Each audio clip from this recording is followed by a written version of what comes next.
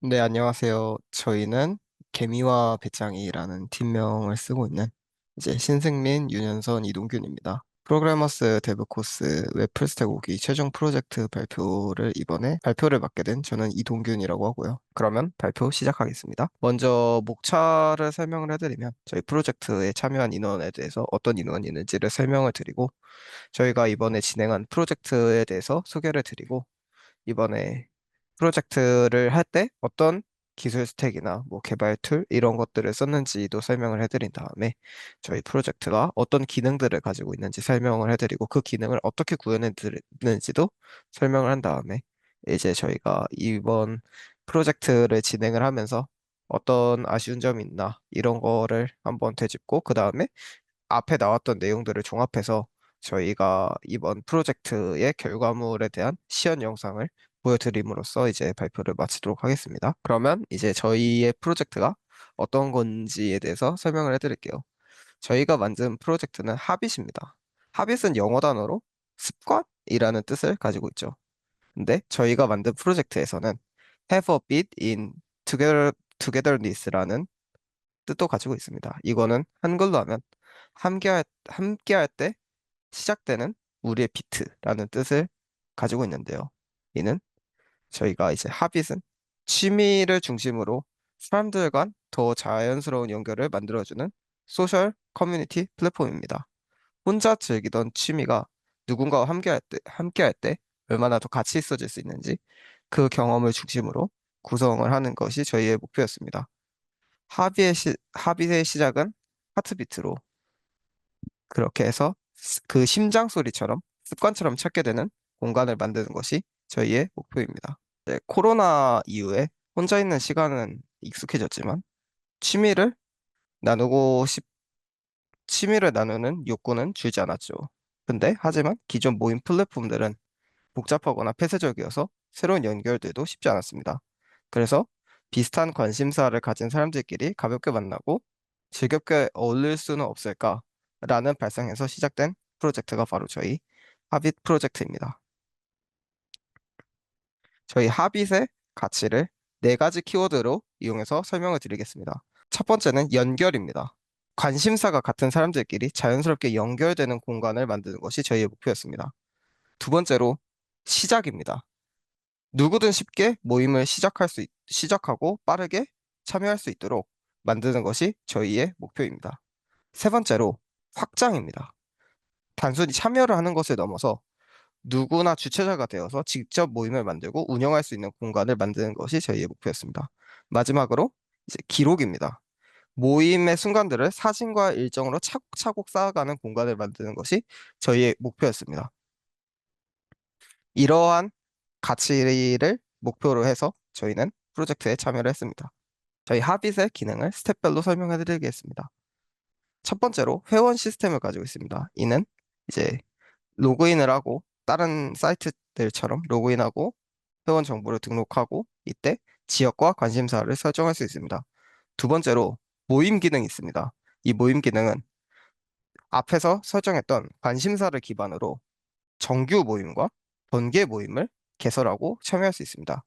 이때 정규 모임은 정기적으로 만나는 모임이고 번개 모임은 갑자기 이제 만나고 싶은 사람들끼리 모여서 만나는 모임을 뜻합니다. 세 번째로 일정 관리 시스템이 있습니다. 앞에서 만든 정규 모임을 기반으로 정규 모임별 전용 캘린더를 제공해주고 이를 일정을 생성하고 확인할 수 있습니다. 마지막으로 맞춤형 홈이 있는데요. 이는 앞에서 등록했던 사용자의 관심사 및 지역에 따라서 모임 리스트를 자동으로 필터링해주는 기능입니다. 이제 여기까지 이제 기능들을 설명을 해드렸고, 기능들과 저희 프로젝트에 대한 이제 목표, 이런 것들 설명해드렸고, 이와 같은 것들이 어떻게 실행되는지는 뒤에 있는 시연 영상에서 보여드리고, 이제 먼저 저희가 어떤 기술 스택을 썼고, 어떻게 기능을 구현했는지 이거를 먼저 설명해 드리도록 하겠습니다. 이제 프론트엔드에서 사용한 기술 스택인데요. 기본 프레임워크는 리액트와 타입스크립트와 바이트를 기반으로 프로젝트를 구성했습니다. 이제 상태 관리 및 서버 통신에는 리덕스 쿼리, 그리고 엑시오스를 썼는데요. 리덕스와 리덕스 쿼리를 조합해서 전역 상태와 비동기 데이터를 효율적으로 관리했고, 엑시오스를 통해 REST API 통신을 모듈화 시켜서 잘 통신을 했습니다. 이제 품질 관리는 ESLint와 프리티어를 통해서 코드 스타일을 통일하고 그런 식으로 관리를 했습니다. 다음으로는 이제 백엔드에서 사용한 기술 스택인데요. 이제 Node.js 익스프레스와 타입스크립트를 이용해서 이제 모듈화된 구조를 통해서 이제 개발을 진행을 했고요. DB와 같은 경우에는 MySQL을 기반으로 이제 데이터 정규화를 하여서 이제 데이터 관리를 했습니다.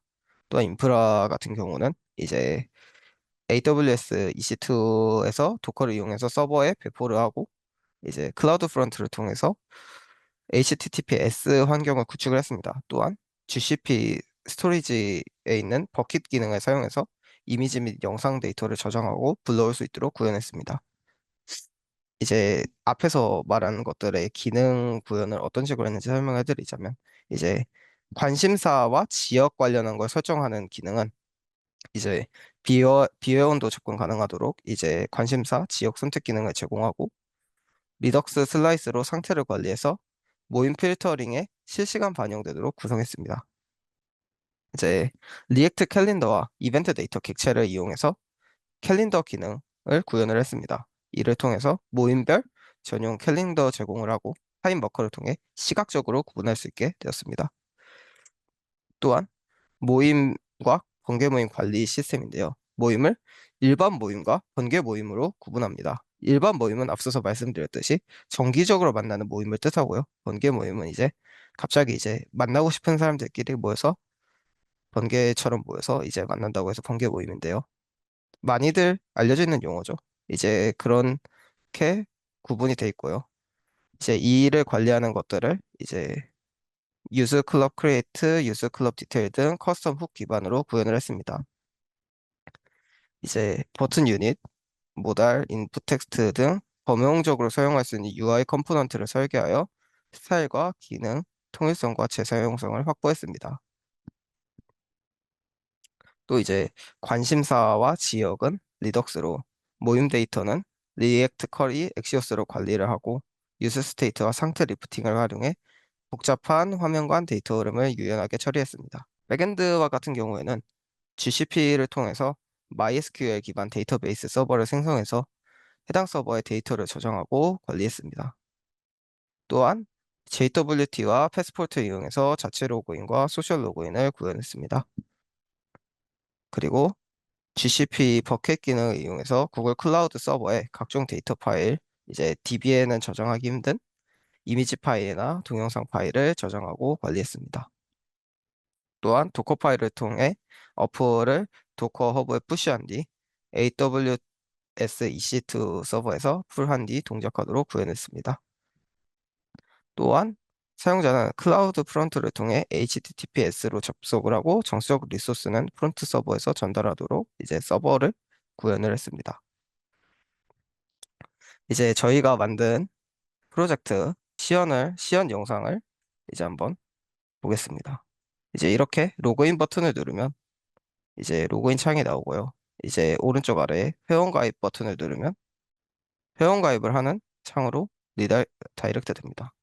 이제 이래서 여기에 데이터를 입력하면 회원 가입을 할 수 있고요. 아이디를 입력을 하면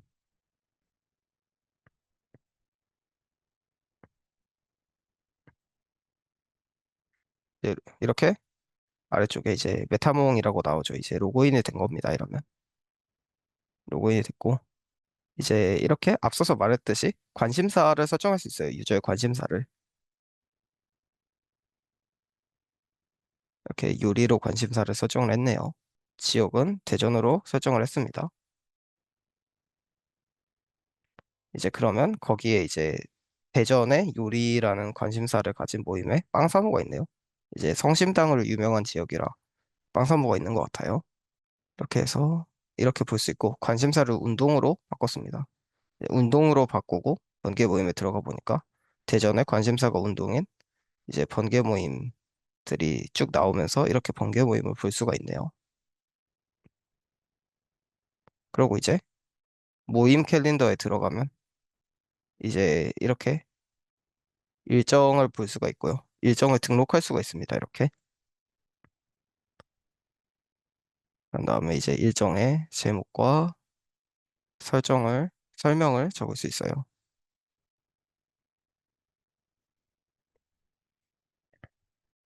그러고 이제 이러면 일정이 잘 추가가 됐죠. 그러고 수정 버튼을 누르면 이렇게 일정을 수정할 수가 있고요. 날짜도 수정이 되고 설명도 수정이 됩니다. 이러면 5월 8일로 방금 5월 8일로 일정을 바꿨으니까 5월 8일로 설정이 잘 됐네요. 그러고 삭제를 하면 이렇게 지워집니다. 그리고 최근 본 모임 칸에 들어가면 최근 본 모임들을 이렇게 볼 수가 있고요. 이렇게 최근 본 모임들도 삭제가 가능합니다.